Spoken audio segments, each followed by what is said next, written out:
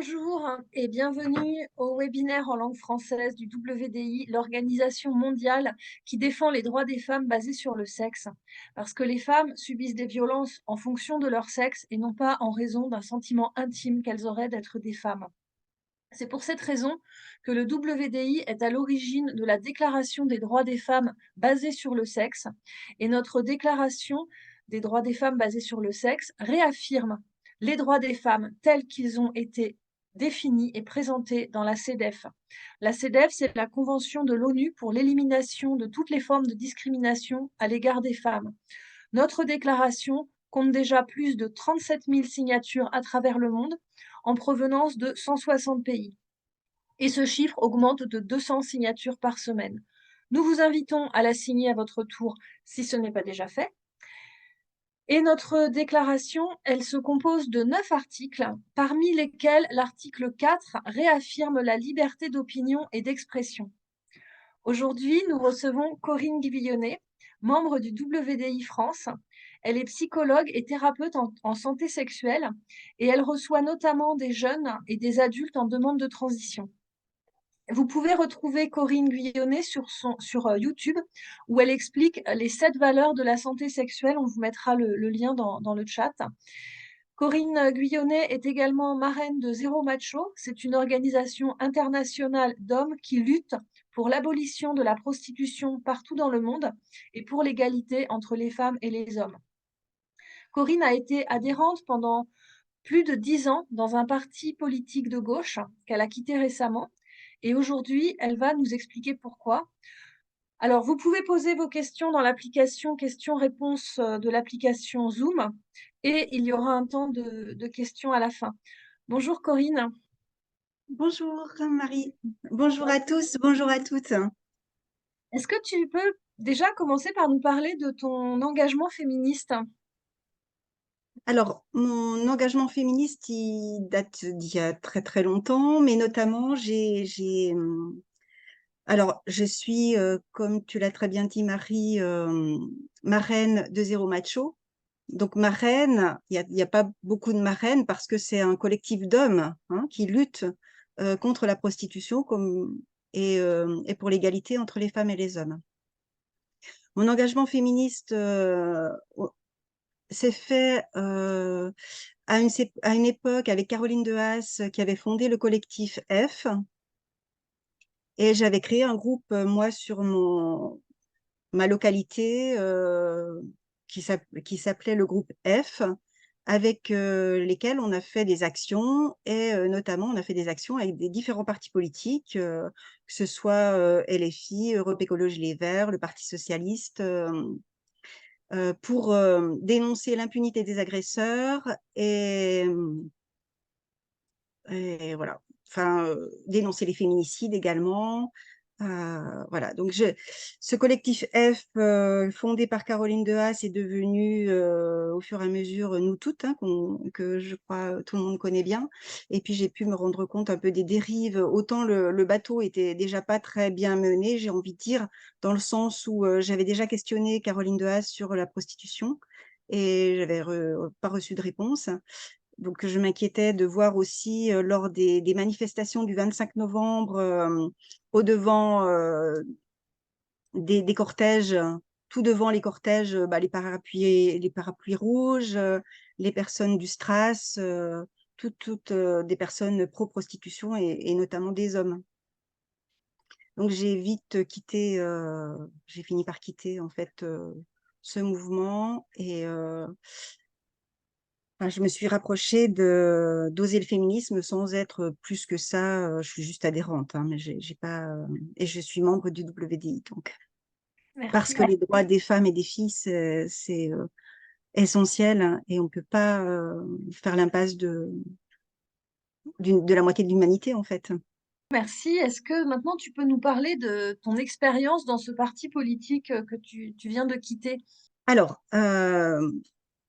donc, je suis adhérente, enfin, j'ai été adhérente, puisque je l'ai quitté, ce parti, pendant une dizaine d'années, à peu près. Euh, Et puis, j'ai eu des doutes. Très, très vite, j'ai eu des doutes sur la position du parti concernant. Alors, je me suis questionnée, est-ce que nommer ce parti, ne pas le nommer, je me suis beaucoup questionnée et j'ai décidé de le nommer, hein. Il s'agit d'Europe Écologie Les Verts. Alors c'est difficile pour moi de nommer ce parti parce qu'il y a des gens très bien dans ce parti, il y a des gens qui font un travail exceptionnel et mais mais je peux pas non plus, faire l'impasse de ce qui se passe en ce moment, concernant les droits des femmes et des filles, hein. Donc les doutes, j'avais des doutes concernant surtout la prostitution, les choses n'étaient pas claires. J'avais écrit à une candidate à la députation européenne, sur cette question-là. J'ai jamais eu de réponse, et puis les choses, lorsqu'un candidat, à la présidentielle a pris position contre, la loi de 2016, du 13 avril 2016, la loi abolitionniste de la prostitution. Là, je me suis dit: «Oh là, non, là, c'est pas possible». Et puis, concernant la GPA également, hein, où il était, ouvert, favorable à une GPA éthique. Et puis au printemps alors, en ce qui concerne le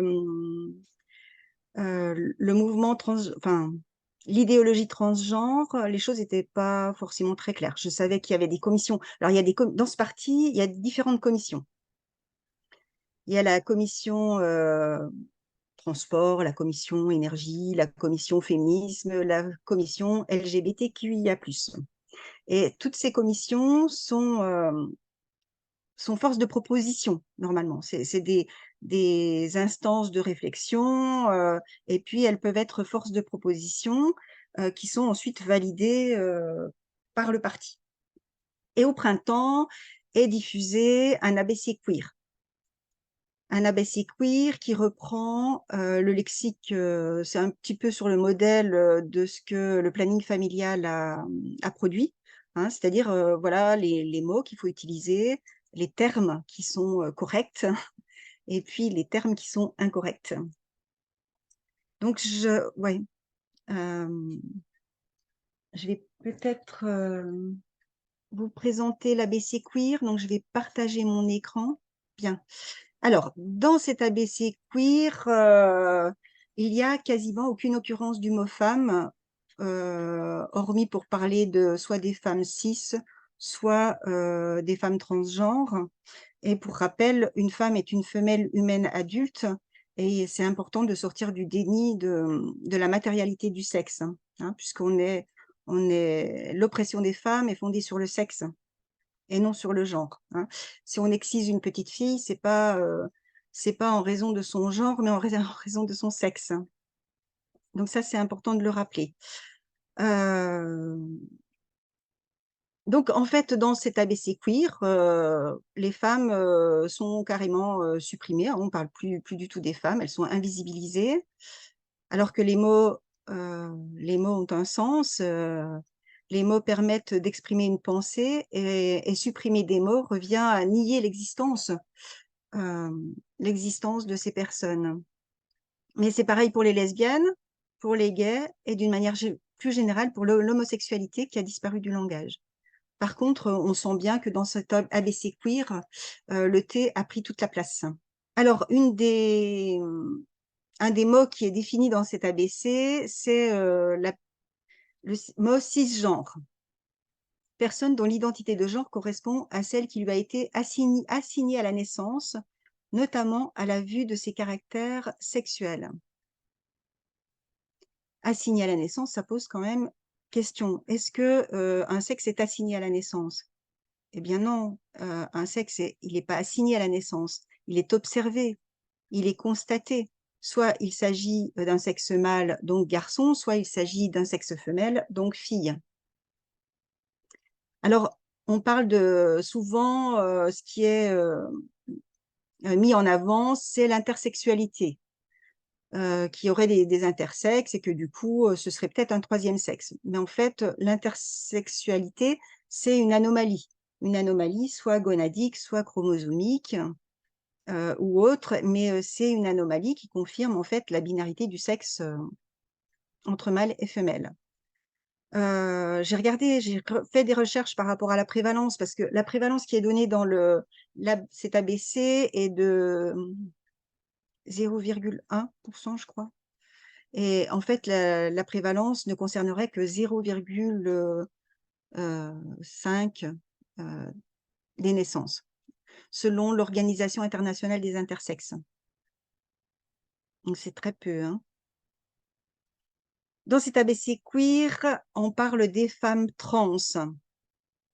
Donc, personne née avec des organes sexuels apparents mâles, mais qui est en fait une femme, hein, malgré l'identité de genre qui lui a été attribuée à la naissance. Alors, en fait, il s'agit d'hommes, puisque les organes sexuels sont mâles. Ces hommes transidentifiés en soi-disant femmes chercheront à imiter les stéréotypes sexistes dits féminins.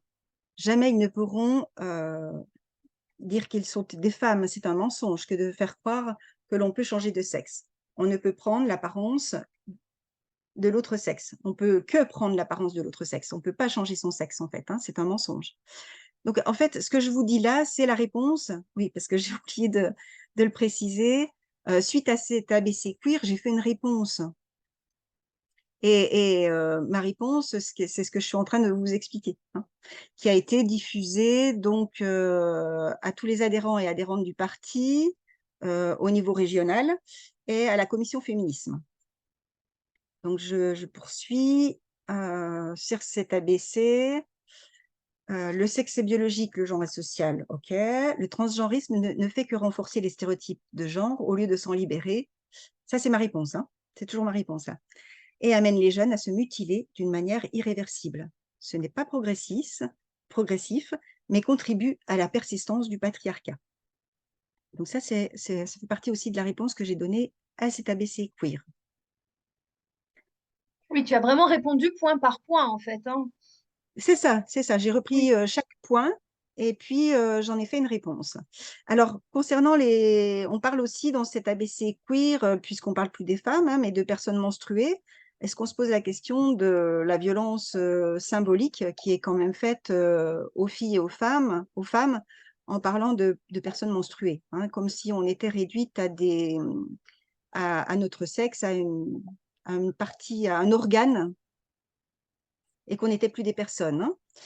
Alors, pour eux, personnes menstruées, ensemble qui regroupe des femmes cisgenres, certaines personnes trans, et notamment des hommes trans, des personnes non binaires, intersexes, mais qui ne concernent pas, par exemple, les personnes ménopausées ou prépubères, quel que soit leur sexe, leur genre. Il y a aussi les personnes qui ont un utérus, ensemble de personnes qui ont un utérus. Il peut s'agir de femmes cisgenres, toutes n'ont pas d'utérus, selon cet ABC queer. Il peut s'agir de femmes cisgenres, de certaines personnes ou hommes trans, de personnes non binaires ou intersexes. Ce terme permet de ne pas propager l'inexactitude scientifique et sociale femme égale utérus. Donc, c'est une immense violence que de nous réduire à des organes ou à nos menstrues.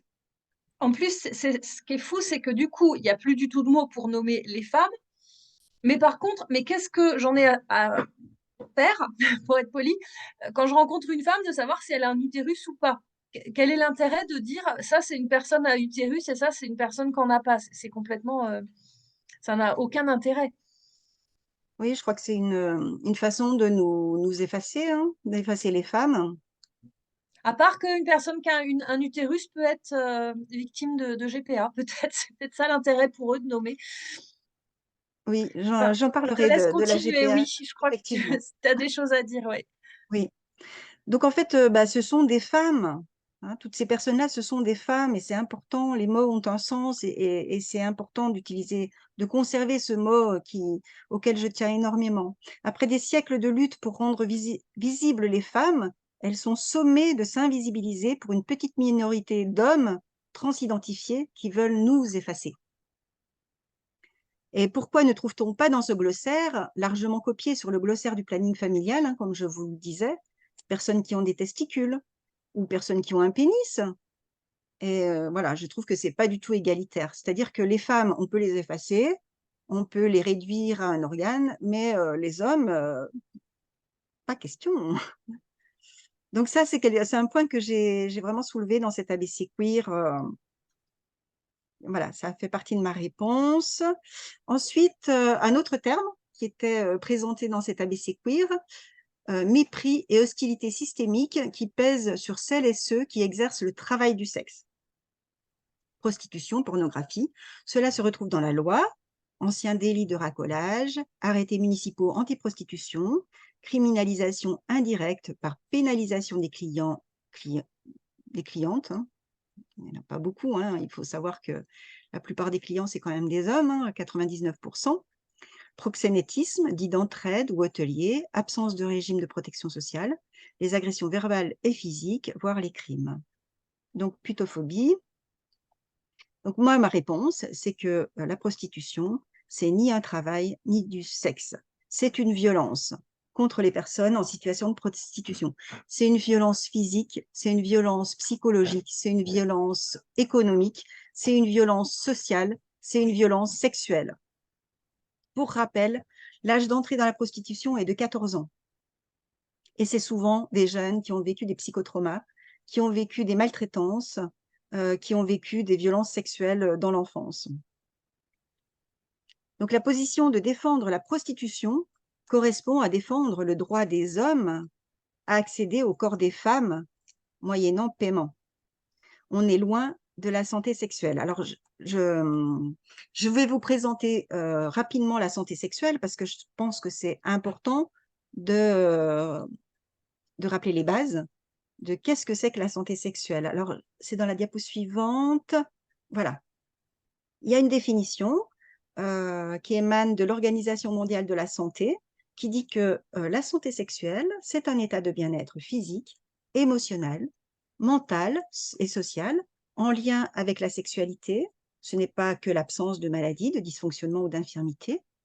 La santé sexuelle requiert une approche positive et respectueuse de la sexualité et des relations sexuelles, ainsi que la possibilité d'avoir des expériences sexuelles agréables et sûres, sans contrainte, discrimination et violence. Et puis, je vous présente les 7 valeurs que vous pouvez retrouver sur YouTube, les 7 valeurs de la santé sexuelle. Donc, première valeur, l'autonomie.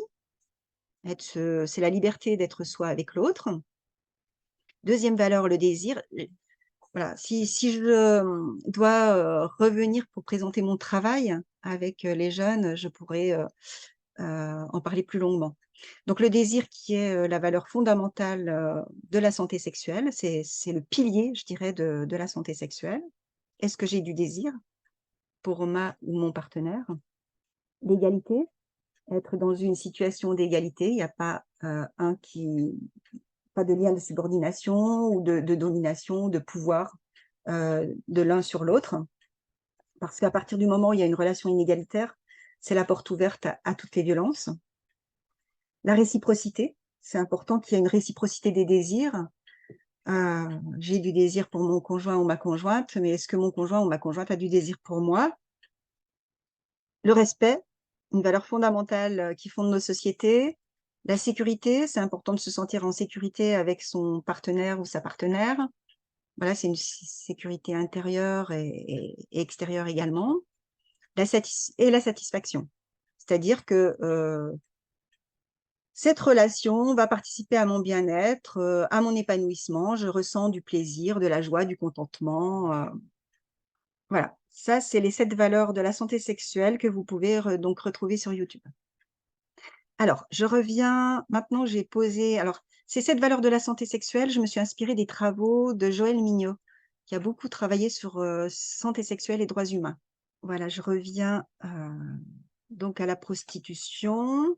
Donc dans la prostitution, les 7 valeurs, elles n'y sont pas, hein. La personne, elle n'est pas autonome puisqu'elle est dans un contrat, elle a un contrat, elle n'a pas de désir, hein, voilà, elle doit réaliser le contrat et puis si elle veut être payée, eh bien, donc il n'y a pas de désir, donc il n'y a pas de réciprocité, il n'y a pas de respect, il n'y a pas de sécurité, il n'y a pas de satisfaction. Enfin, en tout cas, aucune des valeurs n'est présente dans la prostitution. Donc, on n'est absolument pas dans la santé sexuelle.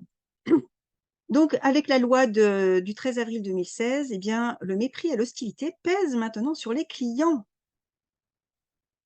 alors que les personnes en situation de prostitution peuvent bénéficier de parcours de sortie de la prostitution par des associations habilitées, comme par exemple le mouvement du Nid.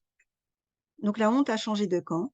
Elle n'est plus du côté des personnes en situation de prostitution, mais du côté des clients prostitueurs. Donc ça, c'est la réponse que j'ai faite par rapport à la putophobie. Et ce terme de putophobie, il est quand même incroyable parce qu'il permet de mettre dans la même catégorie les clients prostitueurs, les prostituées et les proxénètes, comme si les intérêts des trois, c'était les mêmes. Et là, je trouve que Exactement. tu expliques vraiment bien en quoi c'est pas du tout le cas. Mm. Alors, d'autres exemples dans la l'ABC queer, c'est par exemple, il y a le sexe, hein, ensemble de caractéristiques biologiques, bah oui, hein, qui permettent de classer l'individu dans des catégories définies, notamment d'après les fonctions reproductives. Le sexe biologique inclut les organes génitaux, reproducteurs, le système endocrinien, les chromosomes, etc., les caractères sexuels secondaires. Et là, la phrase qui tue, la biologie et la médecine étant normatives, le concept doit également être déconstruit. Donc, il y a un vrai déni de la biologie et de la matérialité du sexe, alors que c'est cité précédemment. Hein, on est vraiment dans la dissonance cognitive, là. Hein. Un autre exemple, c'est SWERF, Sex Worker Exclusionary Radical Féministe, branche des féminismes qui exclut les femmes travailleuses du sexe en niant leur agentivité, leur capacité d'agir et d'empuissancement, généralement par infantilisation des personnes concernées, psychiatrisation, argument d'un syndrome de Stockholm, ou victimisation par l'emploi d'expressions comme viol tarifé, prostitueur ou survivante. Comme je vous l'ai expliqué tout à l'heure, la prostitution, c'est une violence, voilà, c'est une vraie violence contre les femmes. Et voilà, et c'est important de garder ces expressions comme viol tarifé. Les hommes se permettent d'accéder au corps des femmes moyennant paiement pour les violer, puisqu'on n'est plus du tout dans la santé sexuelle. Et les survivantes qui sont nommées ici en parlent très très bien, puisque c'est nier aussi toutes les avancées au niveau des psychotraumas. C'est-à-dire que quand on est dans la prostitution, enfin, la plupart du temps, les personnes se dissocient. Elles sont dans une dissociation traumatique pour ne rien ressentir, pour se protéger. C'est bien connu dans les psychotraumas. C'est aussi, on appelle ça aussi la décorporalisation chez les personnes prostituées. C'est-à-dire, elles sortent, il y a un vécu de déréalisation. C'est comme si ça arrivait à la personne à côté d'elle, mais c'est pas elle en fait. Hein. Elles sont spectatrices de ce qui se passe, mais elles sont pas là. Elles sont plus là. Et ça, c'est vraiment des choses qu'on retrouve dans les psychotraumas et qui conduisent généralement les personnes à rentrer dans la prostitution pour à nouveau se dissocier et se protéger, mais elles font que renforcer en fait leur psychotrauma. Mais tout ça, C'est c'est quand même complètement… incroyable parce que c'est vraiment une inversion complète. Les transactivistes essaient de faire croire que c'est nous qui sommes les putophobes, alors que c'est eux qui font en sorte que justement les survivantes de prostitution ne puissent pas s'exprimer. Enfin, il y a une négation totale de la parole des survivantes et des personnes qui veulent sortir de la prostitution. Mais par contre, c'est nous qui sommes putophobes. C'est Oui, vraiment le monde à l'envers. oui, oui. Mais c'est empowerment d'être dans la prostitution selon eux, ouais, Mais selon ce les seules parti qui ont le politique. droit de parler, c'est celles qui ont ce discours-là. Les autres, il faut Mm. qu'elles se taisent. Donc, Alors, bon, encore un autre terme hein, qui est une insulte, voilà, TERF. Donc, j'ai été traitée de TERF. Acronyme pour Trans Exclusionary Radical Féministe, féministe radicale excluant les personnes trans. Donc, ces personnes se revendiquent du féminisme pour exclure les personnes trans qu'elles ne reconnaissent pas en tant que vraies femmes ou vrais hommes. Attention, transphobes, sont aussi appelées parfois gender critical, critique du genre, Donc, reproche notamment aux femmes trans leur comportement de domination lié à leur éducation jusqu'à un certain âge en tant que garçons et aux hommes trans d'être des femmes traîtresses à leur sexe. Ah, bon, alors ce que je réponds aussi pour terminer dans ma réponse à cet ABC queer, c'est que je dis chacun et chacune fait ce qu'il ou elle veut de son corps et choisit son identité à partir du moment où cette personne, déjà d'une part, a fini son développement. C'est-à-dire que pour rappel, le développement du cerveau le cerveau se développe jusqu'à 25 ans. Et surtout que ces personnes ne viennent pas spolier les droits, voire l'existence des femmes. Ce mouvement transactiviste qui nous les femmes, nous demande de nous effacer au nom de la sacro-sainte inclusivité, ne font en fait que nous exclure. Ce mouvement est un nid pour les hommes pédocriminels en jupe, les enfants et les jeunes qui auront bloqué leur puberté par les hormones, mutilé leur corps par des mastectomies, n'atteindront pas la maturité sexuelle et garderont un corps juvénile propre à attirer les prédateurs sexuels en totale impunité.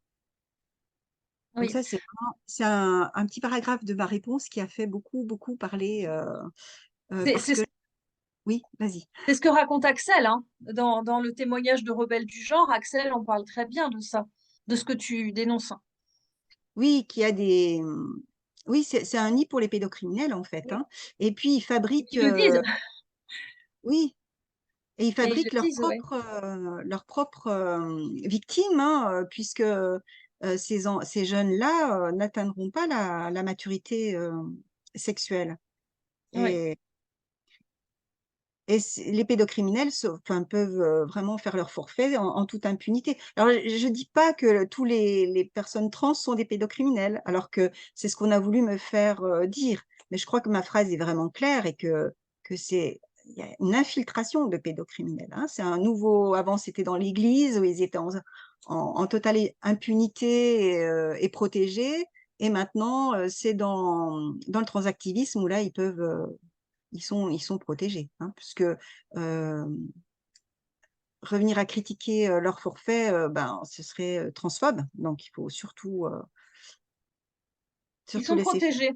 Ils sont protégés parce que dans tous les milieux, il y a un travail à faire sur la protection des enfants. Sauf que dans le mouvement transactiviste, il y a un refus de prendre en compte la question des pédocriminels. Donc, un refus de protéger les enfants dans ce milieu-là. Et c'est Ex- clairement affirmé. oui, exactement. Donc ensuite, dans ma réponse, j'invite les adhérents et les adhérentes à aller plus loin. Voilà, je les nomme comme ça, hein. Je vous invite à aller plus loin et à ne pas vous en tenir aux croyances dangereuses de la mouvance transactiviste, en gardant un esprit critique et en écoutant, par exemple, les podcasts Rebelles du genre. Et je parle d'ailleurs de l'épisode 62, le témoignage édifiant d'Axel, qui a transitionné, puis détransitionné à 25 ans. J'invite les personnes à suivre les webinaires du WDI et puis à regarder les films de Sophie Robert. Mauvais genre, transition de genre à l'école, toboggan vers le pire. Donc je conclus comme ça. Je m'inquiète de voir mon parti contaminé par les lobbies pro-transactivistes et pro-prostitution en défaveur des droits des femmes, de leur existence même, pris dans des logiques ultralibérales. J'espère engager une vraie réflexion au sein de ce parti sans être taxé de transphobe. Solution ultime pour faire obstruction à tout débat, à toute discussion. Merci de m'avoir lu. Voilà comment je termine ma réponse à l'ABC Queer. Et alors, du coup, je voudrais bien savoir quelle a été leur réaction à cette réponse. Comment ils Alors, les ont... réactions étaient extrêmement violentes, puisqu'on m'a menacé de porter plainte en justice, que je blessais des gens. Et puis, il y a surtout ce passage sur les pédocriminels voilà, qu'il fallait que je m'excuse, qu'il fallait que je clarifie ma pensée, qu'il fallait que j'étais une TERF, que Hmm. j'étais transphobe et d'extrême droite. Mais Voilà, il faut la savoir qu'en totale. plus, ce mot TERF, c'est pas seulement une insulte, c'est un mot qui autorise tout l'ensemble du mouvement à exercer toutes sortes de pressions sur la personne. c'est pas qu'une insulte, c'est aussi une menace, hein. Donc c'est pas rien. Oui, oui, oui. En tout cas, j'étais sommée de revenir sur mes propos, de me taire. Enfin, voilà, il y a eu, oui, des réactions extrêmement violentes. Alors, j'ai eu quand même des soutiens également. Oui. J'ai eu des soutiens, mais que des soutiens en off. En fait, les personnes m'ont expliqué qu'elles étaient complètement d'accord avec moi, que c'était très courageux de ma part d'aller au front comme ça, qu'il fallait, d'ailleurs, on m'a dit, mais faut rien lâcher, il faut y aller. Enfin, et sauf que c'était qu'en off. J'ai reçu en fait très très peu de soutien d'une manière visible par tous les adhérents et adhérentes. Comment tu J'ai- expliques le fait que les gens te soutenaient pas officiellement? Alors, je crois que pour beaucoup d'entre elles, euh, elles ont peur Mm. de s'exprimer sur ces sujets-là. Elles ne connaissent pas le sujet, donc elles ne se sentent pas légitimes non plus d'en parler. Elles ont l'impression que, bah, comme en fait, ce que fait planer aussi cette mouvance transactiviste, c'est-à-dire il y a plein de termes, on n'y comprend rien, on a l'impression que c'est très compliqué. Hem, donc il y avait, voilà, mais je crois qu'il y a beaucoup de peur de pas se sentir légitime, de pas se sentir, de pas connaître suffisamment le sujet pour s'exprimer sur cette question. C'est Mais fou ce que tu dis là sur il y a plein de termes, mais je crois vraiment que cette multiplication des termes, ça permet à la personne en face de penser qu'elle est bête. C'est-à-dire que c'est tellement, il oui, c'est complique ça. tellement des choses très simples qu'on Mmh, finit par se dire bon bah ça a l'air si compliqué, je comprends rien, c'est que l'autre doit être plus intelligent que moi et comme ça tout permet de à faire fait. taire les autres, quoi. Oui et Ouais, puis finalement je lâche aussi quoi, je lâche, j'y oui, comprends rien donc je laisse ce domaine à d'autres, je ne critique pas et je me sens pas légitime pour critiquer du coup. ouais. Et Je voulais savoir ensuite, qu'est-ce qui t'ont reproché? Parce que là, tout ce que tu nous as lu de ta réponse, il n'y a rien de transphobe. Enfin, du coup, qu'est-ce qui t'a été reproché précisément par ce groupe? alors il y a surtout le petit paragraphe sur les pédocriminels, hein, qui sont infiltrés, parmi les trans. Mhm. Donc ça a été vraiment, oui, ouais, ouais, c'est surtout ce paragraphe-là, mais aussi, ma position par rapport à la prostitution, enfin, je crois que d'une manière générale, tout était, sujet à critique, hein, de ma réponse et du coup, heu, Mais comment ils argumentaient en fait pour dire que parce alors que il y avait zéro argument. oui. En fait, j'ai eu absolument, aucun argument parce que moi je demandais que ça. Bah, allez-y quoi, si vous n'êtes pas d'accord, bah, on discute. Argumentez, mais il y avait zéro argument Mhm. C'était, et heu, ensuite c'était, ben, en ouais, fait, on n'est pas bien, quoi, ou, bah, j'aurais blessé des gens. Voilà, j'ai blessé des gens, c'est ce qui revenait sans cesse. J'ai blessé des gens, c'est tout. Mais absolument aucun argument sur le fond. Alors que moi, je demandais que ça. Alors il y a eu un essai quand même de présenter, par la secrétaire de la région qui a demandé à ce qu'il y ait une présentation de l'ABC Queer pour, demander un peu des explications, et en fait, cette présentation par la présidente de la, commission LGBTQIA+, a un petit peu botté en touche, c'est-à-dire qu'elle a absolument pas repris, tous les termes que je viens de vous présenter ou d'autres même. Elle a, fait un peu d'historique sur le mouvement, LGBTQIA+, voilà. Donc elle a un peu noyé le poisson, on va dire, hein. oui. Et ce qui lui a été dit quand même par d'autres adhérents et adhérentes, c'est que peut-être, cet ABC Queer n'avait pas été validé par le parti et qu'il n'avait pas forcément de légitimité et que peut-être, il était traversé par des mouvements transactivistes, par des lobbies, hein, des lobbies qui cherchent à imposer un peu leur point de vue. Donc ça a pu, lui être dit quand même, hein. Oui, parce que en fait, là, la façon dont tu as expliqué au début, c'était intéressant parce que ça permet de voir le contexte. C'est-à-dire qu'il y a des commissions qui travaillent sur des thématiques, mais elles sont pas décisionnaires. C'est ça, c'est Et ça. que Mais là, là, cette commission, c'est octroyer le pouvoir d'être décisionnaire sur quelque chose qu'ils ont travaillé entre eux, ils ont déliré entre eux, ils ont pondu quelque chose de complètement délirant et ça fait office de loi au sein du parti alors que ça a pas, c'est complètement antidémocratique en fait ce que tu décris là. Enfin, leur façon de fonctionner, c'est pas démocratique au sein d'un ah parti. bah, ça n'a pas été du tout démocratique, hein. J'ai été d'ailleurs suspendue de la commission féminisme. Moi, suspendue de la commission féminisme, quand même, hein. Oui, donc ça a un Donc, impact sur les autres commissions, c'est-à-dire que cette commission-là, non seulement impose son point de vue à tout le monde au sein du parti, mais en plus a un mot à dire sur ce qui se passe dans les autres commissions. ouais, ouais. Et C'est un donc, putsch. ouais. Ensuite, donc au niveau national, on m'a donc je vous ai dit hein, qu'il y avait eu des menaces de plainte en justice et en fait j'ai été auditionnée. On a demandé à m'auditionner par l'OPP, l'OPP qui est l'Observatoire des pratiques de la parité et des pratiques que je connaissais pas. Donc moi j'étais tout à fait favorable à être auditionnée, hein, ça me posait absolument aucun problème. Donc j'avais un peu préparé mon argumentaire hein, pour sur le fond, pour argumenter. Donc cette audition tardait à venir, c'est moi qui ai un petit peu relancé les choses et a été décidé d'une date. Donc ça c'était début juillet.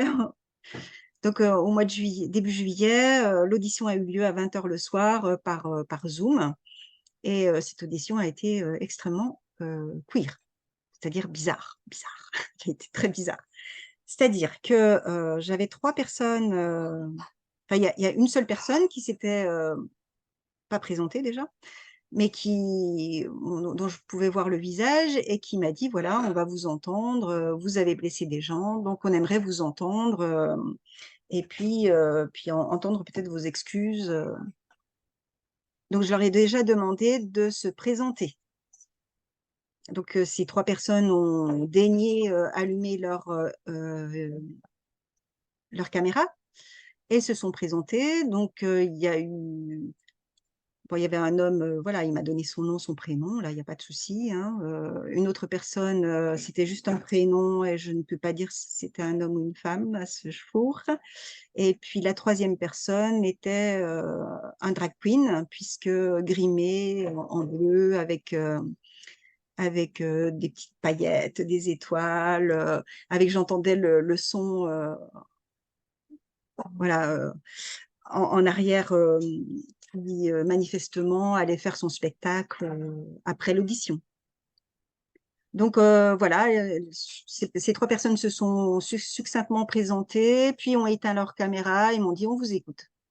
Donc moi j'ai commencé voilà, à me présenter, à demander aussi pourquoi, la première chose que j'ai demandé, c'est pourquoi j'étais suspendue de la commission féminisme. Et ils m'ont répondu, mais vous comprenez, vous avez blessé des gens. Dans cette commission, il y a des gens en transition ou il y a des gens qui ont transitionné et vous avez blessé des gens. Donc voilà, c'était... Ça, c'est vraiment typique du totalitarisme parce que quand même, dans la plupart des endroits, il y a un code pénal. Donc en fait, on sait les choses qu'on a le droit de faire et les choses qu'on n'a pas le droit de faire. Il y a des infractions, ça permet que on a un cadre. Et ce qui n'est pas interdit, on a le droit de le faire. Alors que quand on est uniquement sur des vous m'avez blessé, en fait, ça ne définit pas l'infraction que tu as commise. Et en fait, le système totalitaire, c'est ça, c'est que n'importe qui, à n'importe quel moment, peut être embêté pour n'importe quoi. C'est grave. C'est Oui, le je pense pouvoir que qui c'était n'a même plus... plus besoin de règles, en fait. ouais. Je pense que c'était plus une façon de m'intimider et Oui, de... Oui, oui. c'était pour m'intimider en fait, hein. Ben, c'est Alors, intimidant, mais parce que c'est totalitaire. Parce on te reproche pas des faits, on te reproche l'action enfin, le résultat sur d'autres personnes. mm, Mais c'est pas une erreur que ouais. toi t'as faite. Ce que ça provoque sur les autres. C'est assez incroyable comme façon de Ouais. fonctionner. Donc, du coup, Et alors, je suis allée dans mon argumentaire, hein, j'ai commencé à parler du fond et très, très vite, on m'a arrêtée en me disant: «Non, non, mais ça, voilà, c'est pas ça qui nous intéresse. Nous, on veut, voilà, vous avez quand même blessé des gens». Enfin, ils revenaient à chaque fois, là-dessus, quoi. Et j'ai essayé plusieurs fois plusieurs tentatives pour aller sur le fond, mais manifestement, ça les intéressait absolument pas. Donc ça a duré une demi-heure. À l'issue de cette demi-heure, on m'a dit: «Vous aurez un compte rendu, on va faire remonter aux instances nationales, cette audition et puis vous en aurez le compte rendu». Bon, à ce jour, bah, j'ai jamais eu de compte rendu. On sait qu'au niveau, de la région, ils ont jamais eu de compte rendu non plus et donc voilà, je crois que ça a été un petit peu la goutte de trop, on va dire, et j'ai, décidé de quitter, ce parti parce que je ne me retrouvais plus. je vais juste vous rappeler que si vous avez des questions, notez-les dans l'application questions-réponses plutôt que dans le chat pour qu'on puisse plus facilement y répondre au moment des questions. Et moi, j'ai une autre question pour toi, c'est est-ce que ton départ ou ta réaction, le fait que tu aies envoyé cette réponse, le fait que tu partes, ça a quand même malgré tout permis d'engager un débat au sein de ce parti? Alors, moi, l'objectif, c'était ça, en fait, hein, c'était d'engager une réflexion, de pouvoir, faire entendre une autre voix sur ces questions, enfin vraiment de pouvoir, échanger, réfléchir, donc j'avais encore espoir, j'avais encore espoir, et puis d'où ma démarche aussi, hein, de répondre ma réponse à l'ABC Queer, c'était dans cet objectif-là, hein, c'était un petit peu de provoquer et puis de susciter, des réactions, des débats, des réflexions. Sauf que très, très vite, le débat a été confisqué. Voilà, je me suis aperçue que ce parti était gangréné, par les lobbies, par des lobbies et moi oui, je me suis dit puis bon, je me sentais plus la bienvenue, je sentais, enfin c'était violent quand même pour moi, donc oui, ça devenait compliqué de rester en fait. Ça devenait compliqué. Donc j'ai décidé de partir et avant de partir, j'ai voulu expliquer pourquoi je partais, pourquoi je quittais ce parti Et du et coup, tu veux nous parler de cette lettre ou nous la lire? oui, alors c'est, donc la lettre ouverte, alors faut que je la retrouve, voilà. Donc en fait, voilà, cette lettre, en fait, je l'ai envoyée aux adhérents et adhérentes, au niveau régional et je voulais l'envoyer à la commission féminisme. Mais je me suis aperçue que je ne pouvais pas parce que j'ai été suspendue de la commission féminisme. Donc je ne pouvais pas la communiquer à cette commission. Du coup, je l'ai envoyée, à toutes les régions de France, en fait, ouais. Alors, je quitte le parti politique, je n'adhérerai plus à un parti qui milite au détriment des femmes et des filles, hein, et de leurs droits. Je m'aperçois que ce parti est aux antipodes de mes valeurs écoféministes, et ce sur 3 points essentiels que je tiens ici à préciser. Donc, le premier point, c'est la pornoprostitution. Ce parti politique, par sa non-position concernant la pornoprostitution, est complice et encourage l'exploitation des personnes en situation de prostitution, qui sont en grande majorité des femmes. Les lobbies pro-prostitution œuvrent sans entrave au sein du parti. Ne pas prendre position revient à être d'accord avec le système prostitueur et permettre aux hommes la liberté d'acheter des viols.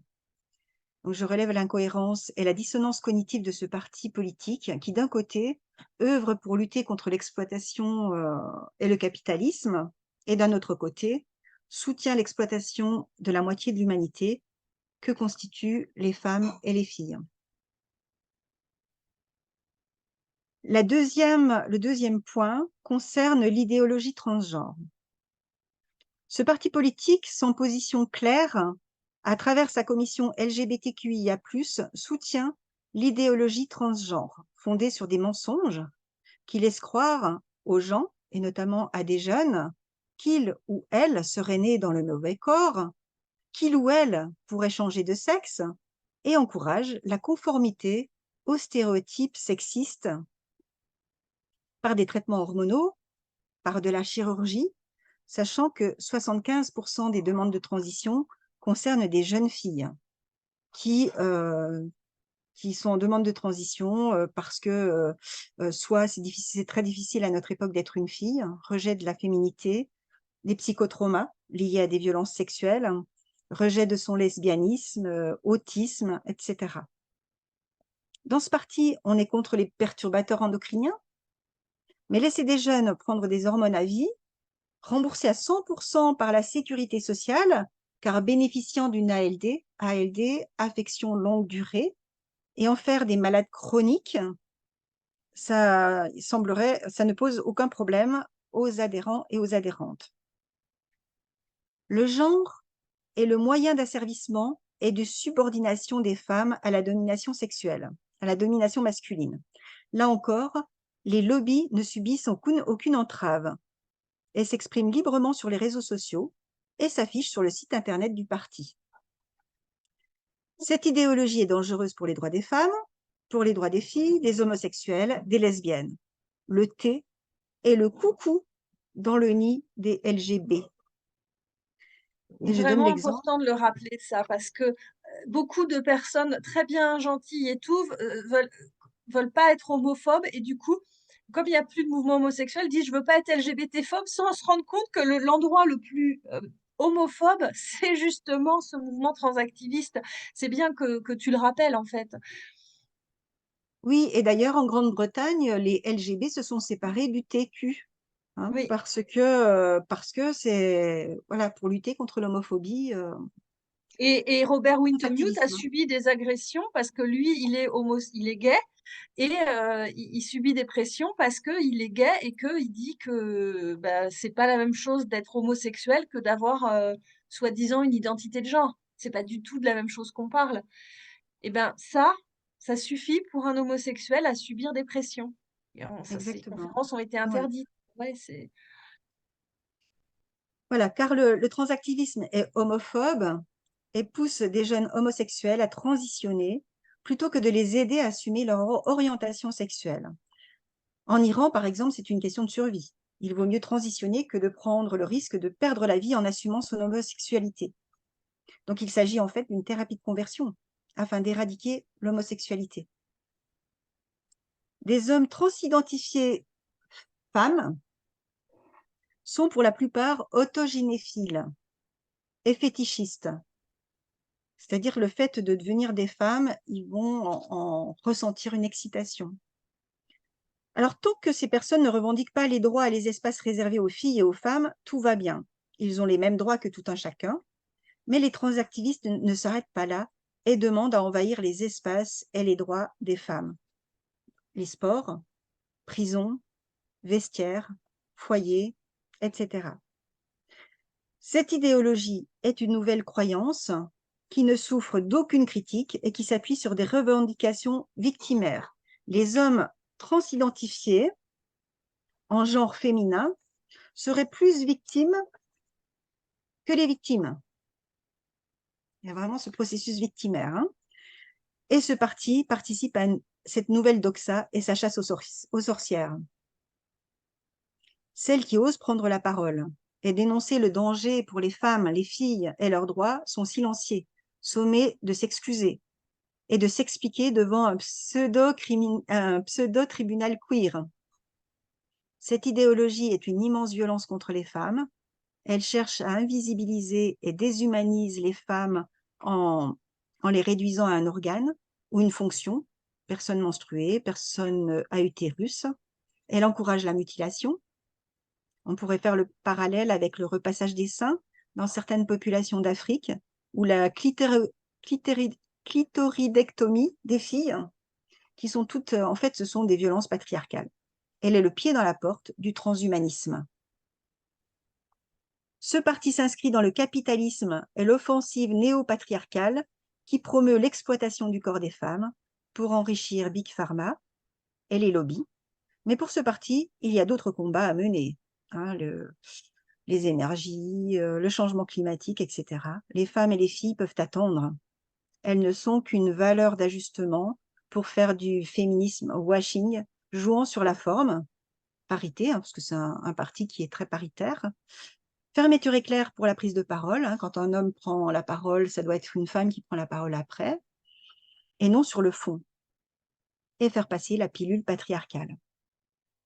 La commission LGBTQIA+, de ce parti, lors du mois des fiertés, parce que lors du mois des fiertés, donc cette commission a imprimé et diffusé un flyer avec 6 propositions. Et puis, je reprends la proposition numéro 1, qui est particulièrement dangereuse pour la sécurité et les droits des filles et des femmes. Donc, cette proposition, c'est assurer un changement d'état civil libre, déjudiciarisé et gratuit pour les personnes transgenres. Donc, je rappelle que cette proposition est effective au Royaume-Uni. Et c'est ainsi que les actes pédocriminels commis par les femmes, soi-disant des femmes, ont augmenté de 84% entre 2015 et 2018, alors que ce ne sont pas des crimes de femmes, mais de ceux d'hommes qui se disent femmes. Si cette proposition est adoptée, plus aucune statistique ne sera fiable. Il sera impossible de mesurer les inégalités, le sexisme, la violence masculine contre les femmes et les filles. Pour rappel, en France, une femme est violée toutes les 7 minutes. 250 000 femmes sont victimes de violences conjugales chaque année. 99% des personnes condamnées pour viol sont des hommes. Alors, au moment où j'ai écrit ces lignes, depuis le début de l'année, il y avait 75 féminicides. Et puis, j'ai regardé avant le webinaire pour savoir où on en était aujourd'hui. En tout cas, au 2 décembre, donc hier, on en était à 99 féminicides. Des femmes sont mortes, tuées par leurs compagnons ou ex-compagnons. La violence contre les femmes est systémique, elle est massive, elle détruit, elle vise à mieux exploiter et asservir une partie des êtres humains par la classe dominante. Ne pas prendre position contre les violences masculines revient à s'en faire les complices. Et puis le troisième point concerne la GPA. Ce parti sans position contre et pour la GPA. GPA, grossesse pour autrui, je le rappelle, qui est une autre forme d'exploitation des femmes et de leurs capacités reproductrices. C'est un marché mondialisé, juteux et honteux, dans lequel les ventres des femmes sont loués et exploités, sans égard pour la souffrance, pour les traitements hormonaux infligés, les douleurs et les risques pour leur santé et leur vie. Les enfants deviennent des biens à acheter par des commanditaires. Ces derniers peuvent refuser la marchandise d'ailleurs, si elle n'est pas conforme à leurs attentes. Ces 3 thématiques s'inscrivent dans un capitalisme marchand qui vise l'exploitation, la subordination et l'aliénation des femmes au système patriarcal. Ce parti, comme les autres partis de gauche, en ne prenant pas position contre la marchandisation du corps des femmes, laisse la place à la droite, et notamment à l'extrême droite, qui elles, prendront position, mais pour d'autres mauvaises raisons. Donc, tous ces partis de gauche, soi-disant progressistes, qui veulent être progressistes, inclusifs, ont une grande responsabilité dans la montée de l'extrême droite. Pour moi, le ver est dans le fruit, et la désillusion est telle que je préfère partir. Pour terminer, je tiens à faire part de ma gratitude aux quelques personnes qui m'ont soutenue, à mes compagnes et mes compagnons de route du groupe local dans lequel j'ai œuvré depuis mon adhésion à ce parti politique. À bon entendeur. Et je signe. Est-ce qu'il y a eu des suites à cette lettre? Après cette lettre ouverte, est-ce qu'il s'est passé quelque chose? Alors, j'ai eu alors il y a eu des réactions, des soutiens, beaucoup du groupe local, des personnes avec lesquelles voilà, les plus proches, on va dire, avec lesquelles que je fréquentais régulièrement, qui ont été vraiment soutenantes. et soutenants en me disant qu'ils étaient tristes, vraiment tristes de la manière dont, triste pour moi, triste de la manière dont j'étais traitée et de ce qui se passait au sein du parti. Ouais, les personnes étaient quand même affligées. Alors j'ai reçu aussi un soutien de la secrétaire régionale, euh, mais qui arrive un petit peu trop tard, mais vraiment un beau soutien, hein, qui était très très émouvant. Et j'étais l'affaire, en fait, on m'a confié que j'étais l'affaire Guyonnet et qu'il fallait, enfin, il y avait une pression sur la région pour que je sois sanctionnée. Voilà, c'est quand que vous allez sanctionner Corinne Guyonnet parce qu'elle est transphobe, parce qu'elle est d'extrême droite, parce que je suis abolitionniste de la prostitution, parce que voilà. Donc les soutiens, j'ai eu beaucoup de soutien des personnes proches, personnes locales. Et, mais bon, pour moi, voilà, ça arrive un petit peu trop tard, on va dire. Ça arrive un petit peu trop tard. Alors, Mais ouais, non, mais ce que tu racontes, c'est vraiment fou parce que malheureusement, c'est arrivé à beaucoup d'entre nous. Et cette intimidation, enfin, quand ils font des tags en marquant les terres au bûcher, ils savent de quoi ils parlent. C'est vraiment une volonté de faire une chasse aux sorcières contre les féministes. C'est vraiment de l'intimidation. Et puis, c'est la chose la plus importante à régler au sein du parti, selon eux. Et dans beaucoup d'organisations, c'est comme ça. ouais. En tout cas, merci. Tu voulais rajouter quelque chose? Oui, oui, parce que enfin voilà, en allant sur le site du parti, j'ai vu qu'une motion avait été votée au mois d'octobre, donc très peu de temps, puisque ma réponse, ma lettre ouverte, je l'ai envoyée fin août, début septembre, et en octobre était votée une motion qui réaffirme les droits des trans. Ce parti affirme son attachement à l'intersectionnalité des luttes et appelle toute la gauche à mener avec force la bataille culturelle et politique pour les droits des personnes trans. Le parti milite pour les nouveaux droits suivants pour les personnes trans. Donc, l'autodétermination, réaffirmée des personnes trans via le changement libre et gratuit en mairie de l'état civil. Donc, ce que je disais tout à l'heure, c'est qu'aucune statistique ne sera possible si ça c'est voté. Imaginons qu'ils arrivent à la présidence de la République et que c'est acté. On Oui. ne pourra plus faire de statistiques. Les violences faites aux femmes n'existeront plus. Un deuxième point, Juste c'est une l'abolition effective des mutilations, notamment génitales, infligées à partir de la naissance aux nourrissons, enfants et personnes intersexes. Alors bien sûr, on est contre voilà, les personnes intersexes, il faut qu'on arrête de les mutiler, de les opérer dès la naissance. Mais manifestement, pour ce parti, ça pose pas de problème que des jeunes subissent des mastectomies, des chirurgies. Ça, par contre, pour eux, je sais pas, c'est pas des mutilations. Un autre point, la dépsychiatrisation et la dépénalisation totale des parcours de transition. La prise en charge doit être basée sur le choix libre et éclairé, prenant en compte toute la diversité du genre, là encore, selon le principe de l'autodétermination. Donc, chacune peut s'autodéterminer, hein.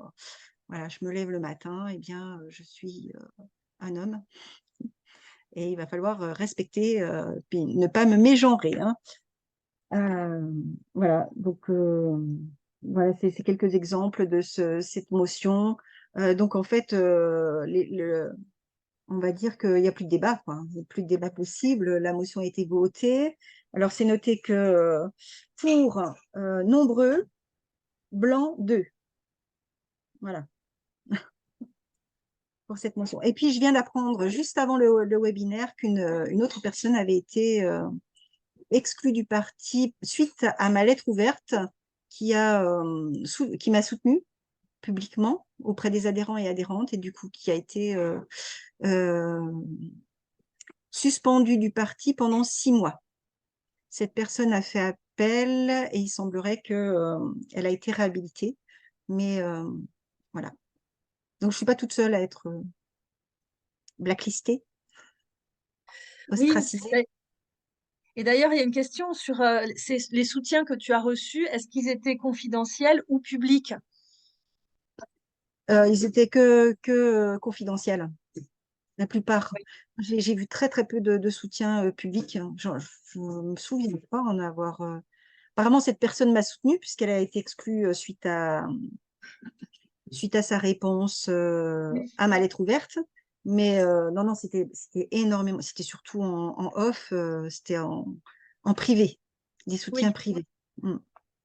Et cette personne qui t'a soutenu publiquement est pas forcément venue directement te voir, mais c'est pour ça que oui, Non. il y a quand Mm. même oui, une intimidation générale sur l'ensemble du parti, parce que, comme tu disais au début, il y a quand même des personnes qui font un travail formidable au sein du parti, mais si elles peuvent pas s'exprimer, ça va être compliqué. Ouais. Et il y a une autre question sur, quelle était la légitimité au moment où tu as été convoquée à cette audition? Quelle était la légitimité des personnes qui t'ont convoqué? Dans quel cadre, quelle légitimité elles se donnaient? Alors, bah, elles font partie de l'OPP, hein, comme je l'ai dit, donc l'Observatoire de la parité et des pratiques. Mais j'étais extrêmement surprise, en fait, je ne sais pas quelle légitimité, je ne sais pas comment cet observatoire est constitué, par qui. Enfin, voilà, moi, j'ai vraiment découvert, hein, j'ai vraiment découvert et j'étais extrêmement surprise euh, bah, de cette. Oui, c'était très queer, très bizarre. Parce que de queer, ça veut dire bizarre, hein. Et c'était vraiment très, Mais très bizarre. C'est une expérience très bizarre.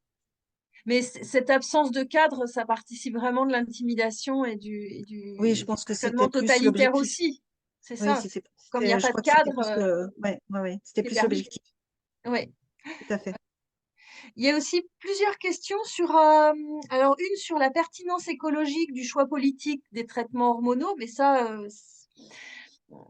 voilà, c'est peut-être une question peut-être un petit peu difficile d'y répondre puisque c'est pas toi qui fais ce choix, mais voilà une question, en quoi c'est pertinent au niveau écologique de choisir d'aller vers des traitements hormonaux?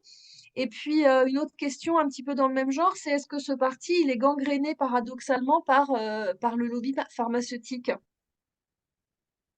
Alors, enfin, au niveau des traitements hormonaux, il faut savoir quand même que les traitements hormonaux, ils sont, euh, il n'y a pas de retour en arrière, hein. C'est quand une jeune fille prend de la testostérone, elle va avoir la voix qui va muer, qui va devenir plus grave, elle va avoir la pilosité qui va se développer, hein, elle va avoir par exemple de la barbe.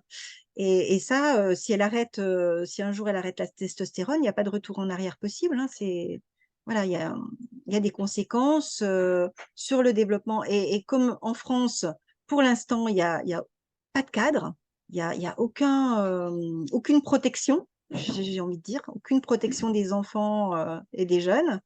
Donc tout est possible, tout est permis, et avec des conséquences irréversibles que les jeunes ne mesurent pas forcément. Et ils sont. Ouais, enfin, il y a quelque chose d'emprise sectaire. Enfin, moi, je le sens bien dans mon travail. J'aurai l'occasion d'en reparler. Mais où toute remise en question est difficile, hein, même si on apporte de l'information concrète. Et aussi Et sur puis, le pardon, vas-y, continue. vas-y, vas-y, Marie. Non, non, il y avait une autre question, mais si tu as Oui, d'autres choses à ajouter sur cette question. Hem, oui, pour on peut pas à la fois être contre tout ce qui est les perturbateurs endocriniens, tous les pesticides, choses comme ça, et puis laisser faire ce genre de choses, notamment chez les jeunes, quoi. Enfin, c'est il y a de l'incohérence. tout à Oui. fait, tout à fait. Et puis il y avait autre chose il y avait une autre question, ça concernait, oui, si les lobbies pharmaceutiques, si ce parti était gangréné par les lobbies pharmaceutiques, c'est ça? Oui. À ma connaissance, bah, je crois pas, je crois pas en tout cas. J'ose espérer que non. J'ai pas en tout cas d'indice qui me dirait que le lobby médical, enfin chirurgical, enfin le lobby pharmaceutique opère dans. Par contre, il y a des lobbies, ouais, il y a vraiment un fort lobby transactiviste.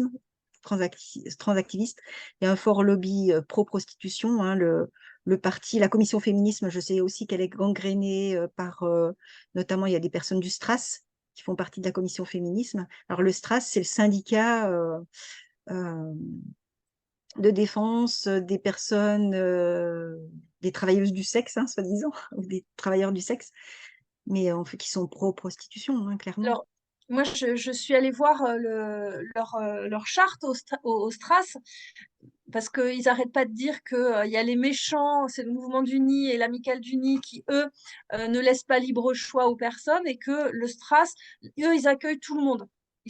Voilà, eux, ils laissent le choix.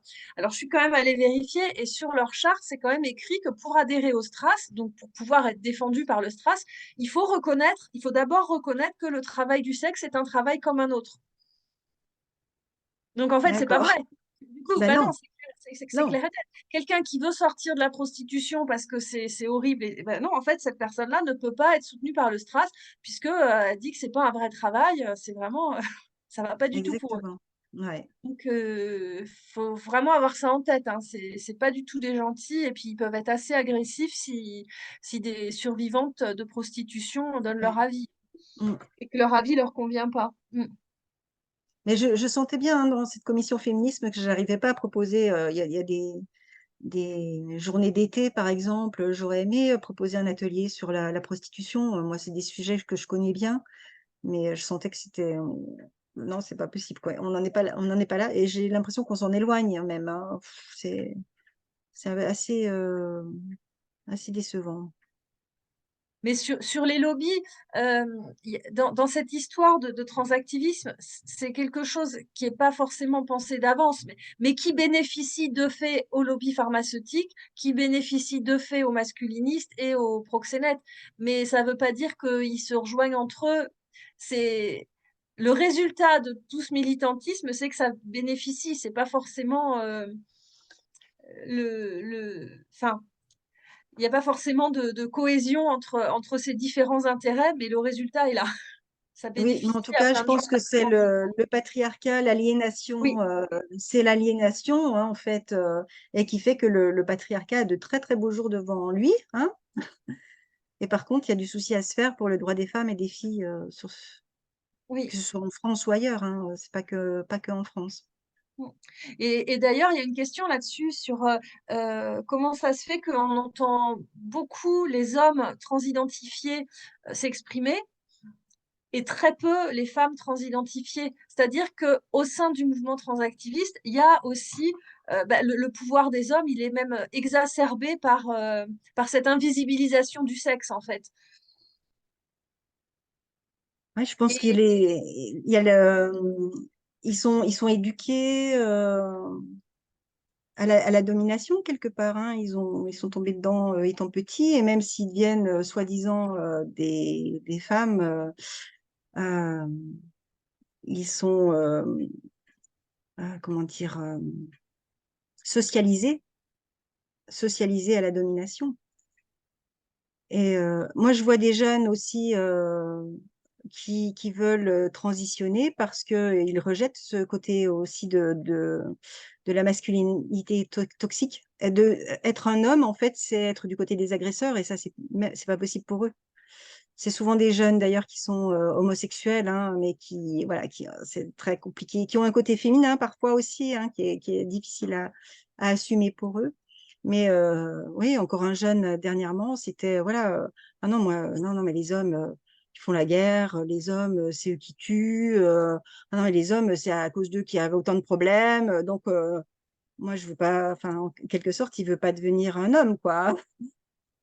mm, ben oui. Et puis aussi, les femmes sont socialisées à soutenir les hommes, et ça, c'est C'est ça. Et à ne pas quelque déplaire. chose. Ne pas déplaire, ne pas. Ouais, ouais, ouais. Il y a J'ai- une aliénation de beaucoup de femmes hein, qui s'en rendent même pas compte et qui adhèrent à ce mouvement, à ces idées, à cette idéologie, sans se rendre compte que en fait, ça nuit à leur propre droit, à leur propre existence. Et au sein du mouvement transactiviste, je pense que c'est quelque chose. qu'on est plusieurs à avoir remarqué, peut-être toi aussi, c'est que les, les jeunes femmes, les femmes transidentifiées vont dire que elles sont privilégiées par rapport aux hommes transidentifiés, parce que elles sont des hommes, en fait, en inversant tout. En fait, ce discours très fort, qui est toujours au bénéfice des hommes, permet de placer ces hommes comme étant, alors qu'ils sont quand même des hommes, comme étant, enfin, de les faire considérer comme étant les plus opprimés du monde, même par rapport à ces femmes dans ce mouvement-là. Et du coup, il y a une question, c'est est-ce qu'il y a un clivage entre les femmes et les hommes, d'après toi, dans ce milieu transactiviste? Est-ce qu'il y a des femmes transidentifiées qui se révoltent ou qui disent mais non, nous aussi, il faut qu'on existe? Euh, je ne saurais pas trop répondre Oui. à cette question. En S'il y a tout des cas, femmes, oui. ouais.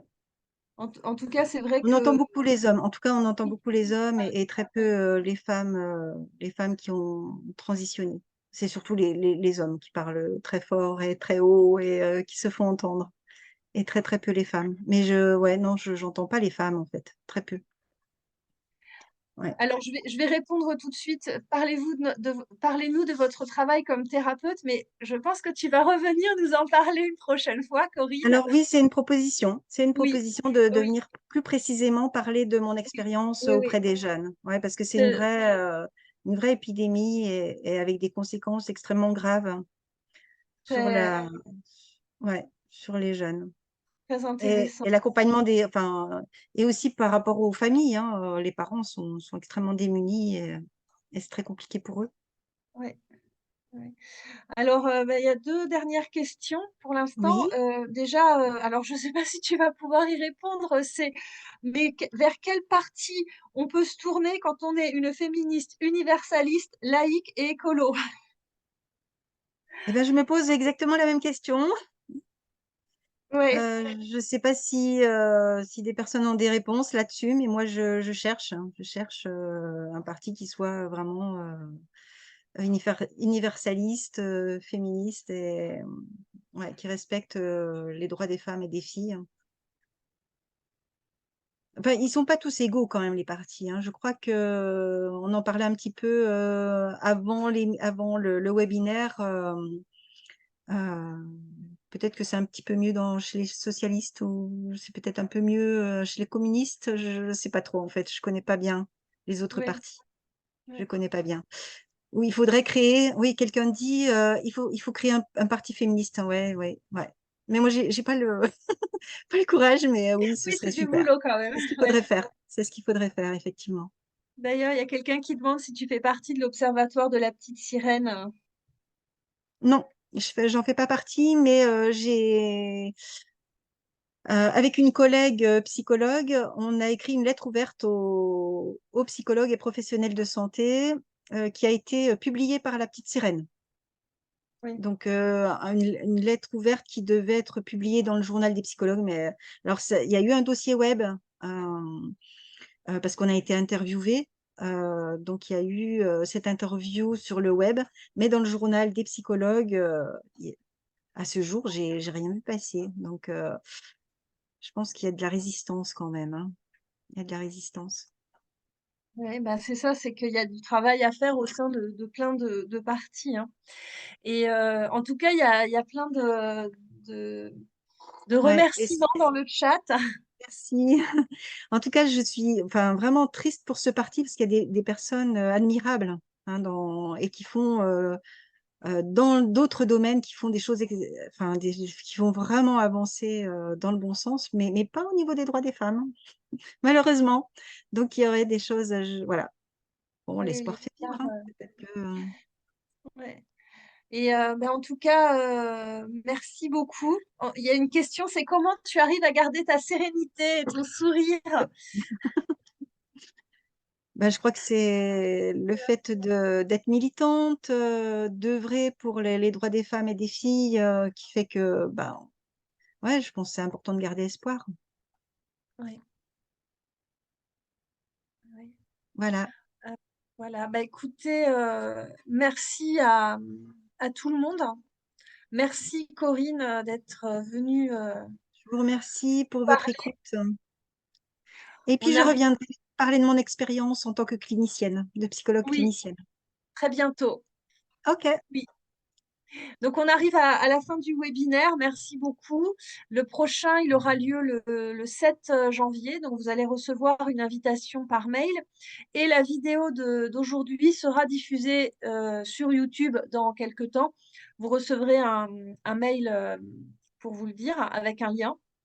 Et vous pourrez diffuser la vidéo. Nos premières vidéos, elles sont déjà sur YouTube. Il faut taper WHRC, WDI francophone ou alors nous avec un S, nous femmes.